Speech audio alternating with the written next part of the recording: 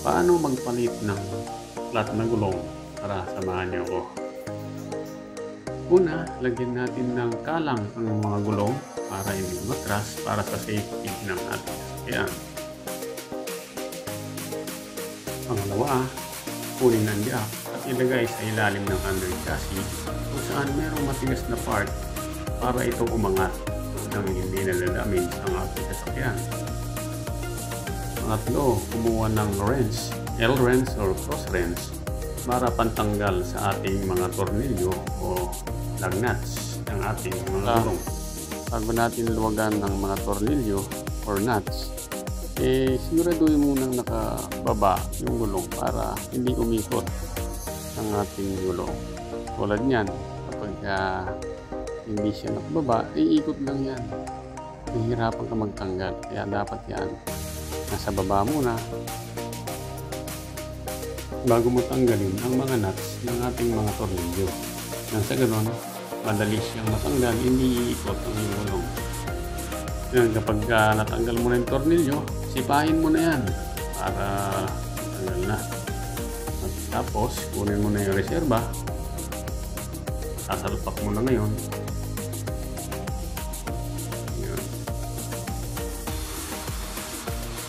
Siguraduhin mo lang na nakaangat ng gusto para hindi mahirapan. Gamitan mo ng wrench para tulong sa pag-angat. May salpak mo sa tamang sa kanyang mga tornilyo. At kapag nailapat mo na o naitapat mo na yung mga tornilyo niya, pwede mo nang balik yung mga nuts niya para maikitan mo. Bali, ang gagawin mo, isa-isa mo siyang parang initial na pag-higpit.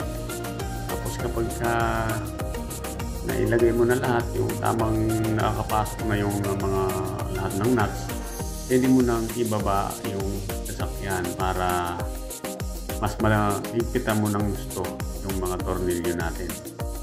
Hindi mo kasi mahihipitan yung ating mga tornilyo kapag nakaangat yung gulong, lalo na kapag naka-neutral yung sasakyan, kasi iikot lang yan dahil naka-freewheeling siya. Kaya kailangan initial higpit muna yung makokontrol ng kamay mo.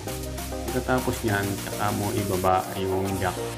Tanggalin mo na yung jack para lumapat na yung gulong sa flooring at mahigpitan mo na ng todo. Bago mo tanggalin yung jack, siguraduhin mo nakatapit na yung gulong para hindi maano yung mga nuts niya, saka yung mga bolts niya hindi siya madamage, kasi pwedeng bumuka, pwedeng magasgas yung mga thread ng ating mga tornilyo. Kaya kailangan nakalapat na yan para mas safe. Yan, kapag naibaba na natin yung sakyan, at nahigpitan na natin yung mga tornilyo. Ang paghigpit niyan, crosswise, hindi siya yung dire-diretso, kailangan alternate para yung paghigpit ng gulong naka-flat ng gusto, hindi siya yung nakatagilid. Ayan, alternate para balance yung kanyang higpit. Yan, pwede mo rin gamitan ng tubo yan para mas mahigpit, mas may puwersa ang iyong wrench yan.